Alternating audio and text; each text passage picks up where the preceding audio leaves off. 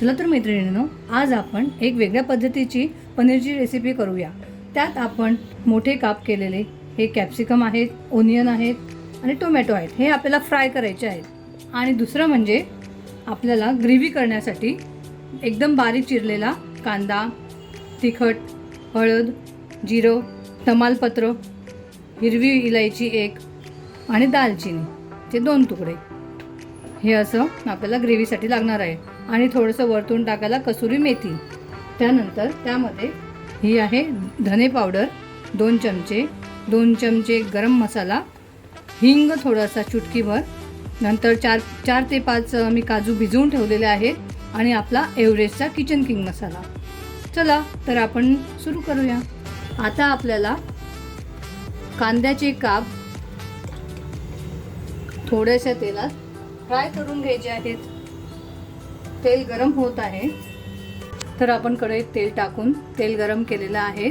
आता आपण त्यात हे बघा कांद्याचे मी असे मोठे मोठे काप करून ठेवलेले आहेत। तुम्हाला हवे असेल तसे करा।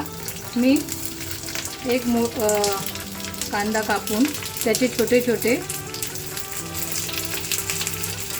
भाग केलेले आहेत। आता हे आपण व्यवस्थित फ्राय करून घेऊ। तर मैत्रिणींनो, आपण हे काप आहे कांद्याचे ते आपण फ्राय करत आहोत। किंचित असे अबोली होईपर्यंत थोडे फ्राय करायचे।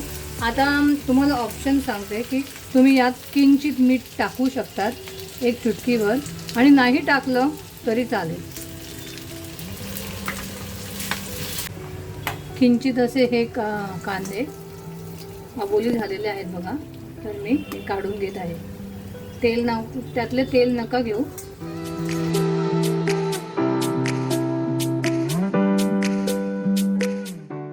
तर आता आपण हे ढोबळी मिरचीचे तुकडे हे पण फ्राय करून घेऊया।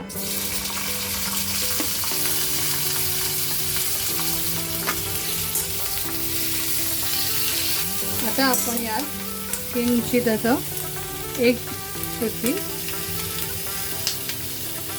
थोडंसं असं मीठ टाकूया, म्हणजे ते टेस्टी लागतात, चवीला छान लागतात। आता हे बघा, आता आपले हे पण फ्राय करून झालेले आहेत। आता मी साईडला ते काढते। खूप नरम नका होऊ देऊ, हे असं हाफ फ्राय करायचे। आणि आता आपले टमाटे राहिले। माझं तेल हे संपलेलं आहे, कारण मी खूप कमी तेल घेतलेलं होतं। किंचित 1 चमचा मी तेल टाकते आहे। ते थोडं गरम होऊ द्या। तर आता मी हे आपले टोमॅटोचे काप पण त्यात फ्राय करते आहे।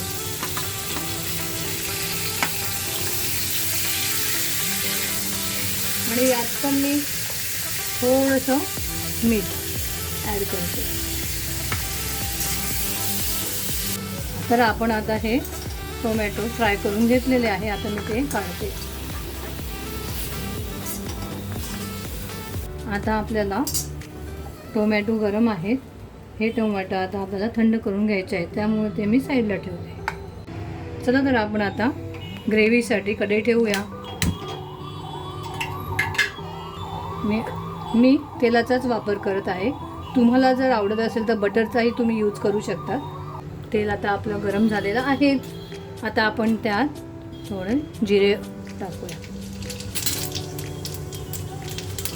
जिऱ्यानंतर थोडं गॅस कमी करा, दालचिनी टाकूया, तमालपत्र टाकूया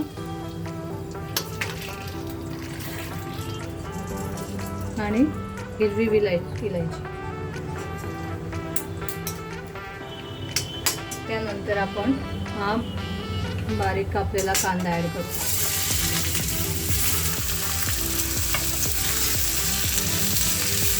कांदा लवकर होण्यासाठी आपण थोडं यात मीठ ॲड करूया,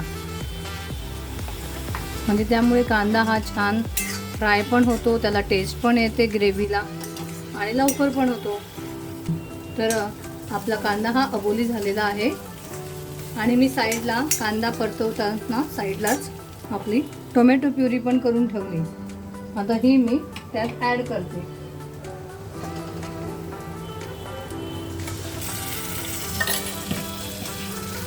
आणि टोमॅटोमध्ये मी जे आपण काजू भिजवलेले होते ना ते पण मी ग्राइंड केलेले आहे. तर आता आपण यात आहे ना 1 चमचा आलं लसूण पेस्ट ॲड करूया. मी तुम्हाला सुरुवातीला दाखवायचं विसरली, पण आपण आता यात आलं लसूणची पेस्टसुद्धा ॲड केलेली आहे. हे तुम्ही विसरू नका. चला तर बघूया. आता आपल्याला ग्रेव्हीला तेल सुटलेले आहे, तुम्ही बघू शकता. हे आता आपण यात 2 चमचे तिखट, लाल मिरचीचे तिखट, पाव चमचा हळद मिक्स करून घेऊया. हे 2 चमचे धनेपूड आणि 1 चमचा गरम मसाला हे आपण मिक्स करून घेऊया. त्याच्यानंतर आपण हा किचन किंग मसाला हा तुम्ही तुमच्या आवडीनुसार टाका. मी इथे हाफ चमचा किचन किंग मसाला टाकत आहे. तर मैत्रिणींनो, मी हे 2 चमचे बेसन भाजून घेतलेलं होतं.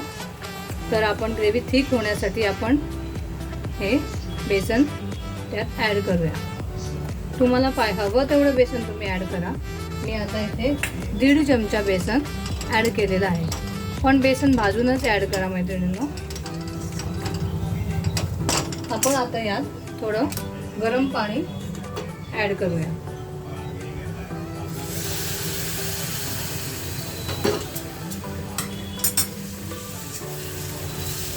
त्यामुळे आपले मसाले हे जळणार नाही.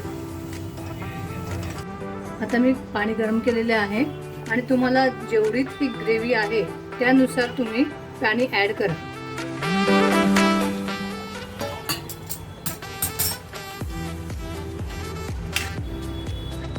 एक चमचा मी मीठ ॲड करत आहे. मीठ आपण चवीनुसार ॲड करूया. तुम्ही तुमच्या ग्रेव्हीनुसार तुम्ही मीठ ॲड करा.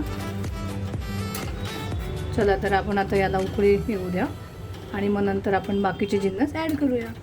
चला तर आपली ग्रेव्ही ही उकळू लागली आहे. आता आपण यात पहिले हे जे फ्राय केलेले आहेत कॅप्सिकम ते टाकून देऊया. त्यानंतर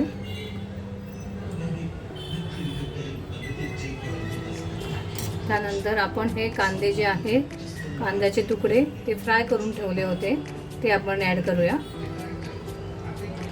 आणि सगळ्यात शेवटी पनीर. तर मी आता हे पनीर हे असंच न फ्राय करता टाकत आहे. मला असेच आवडतं आणि याची टेस्ट खूप छान लागते. तुम्हाला जर हे फ्राय केलेलं पनीर आवडत असेल तर तुम्ही थोड्याशा तुपामध्ये हे फ्राय करू शकतात, पण मी हे न फ्राय करताच टाकलेले आहे. त्यामुळे कसं आहे ना, त्यातलं जीवनसत्व त्यातले प्रोटीन्स हे कमी होत नाही. तर बघा मैत्रिणींनो, आपली ही पनीर व्हेज किती सुंदर दिसत आहे, टेस्टी दिसत आहे. खाल्ल्यावरच ते कळणार की किती टेस्टी झालेली आहे.